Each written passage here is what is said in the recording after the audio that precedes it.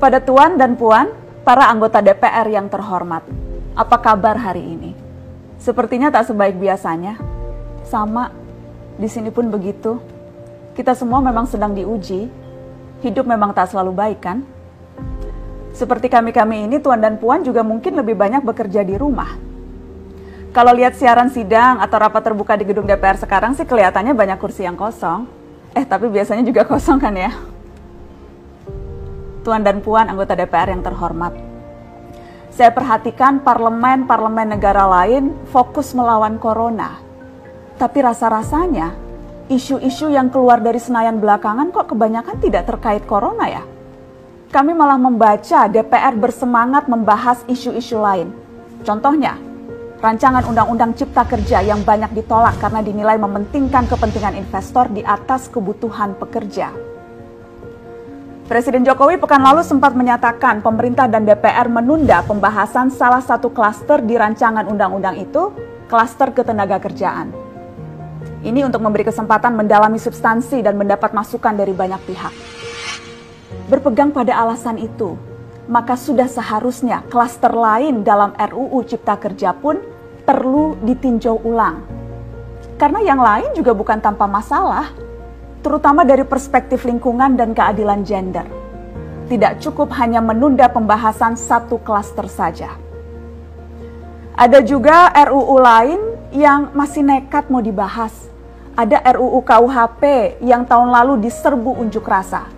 Lalu RUU pemasyarakatan. Ada koruptor yang sudah ngebet pengen bebas kah? Apa kabar Pak Yasona? Terus terang saja, membahas undang-undang yang menyangkut hajat hidup orang banyak di masa seperti sekarang ini terlalu mengundang curiga. Gara-gara pandemi yang pada jatuh cinta saja berani menunda nikah loh. Ini kok DPR buru-buru banget kayak lagi kejar setoran? Tidak ada undang-undang yang tidak penting, semua penting. Justru karena undang-undang itu penting, aneh jika pembahasannya diseriusi di waktu seperti sekarang. Saat dimana perhatian dan konsentrasi kita sedang terkuras bertahan hidup di tengah wabah. Produk hukumnya pun berpotensi cacat bila tidak memenuhi ketentuan, dan rasanya belum ada aturan pembahasan RUU secara virtual. Jika ngotot menuntaskan Omnibus Law, atau RUU KUHP, atau RUU pemasyarakatan, jangan salahkan jika ada yang menilai DPR tidak menjadikan perang melawan corona sebagai prioritas.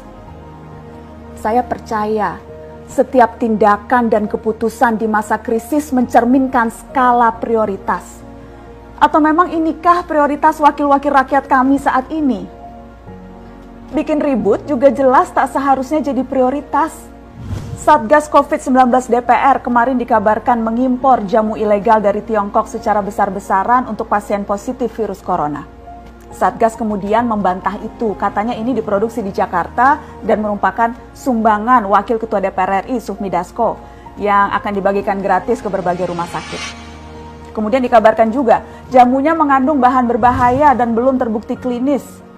Satgas lagi-lagi membantah, katanya sedang proses mendapatkan izin edar di Badan Pengawasan Obat dan Makanan. Sedang itu berarti belum kan ya? Tuan dan Puan yang terhormat, niat baik pun perlu proses yang baik. Proses yang semrawut hanya akan disusul polemik. Sementara sekarang kita sedang banyak-banyaknya menaruh harapan kepada negara. Tindak tanduk DPR salah benarnya akan selalu dilihat. Makanya sempat ramai juga warganet mengkritik Satgas COVID-19 DPR RI yang berfoto mengenakan APD saat hendak berkunjung ke rumah sakit darurat Wisma Atlet menyerahkan sumbangan DPR. Ini dinilai melukai hati masyarakat.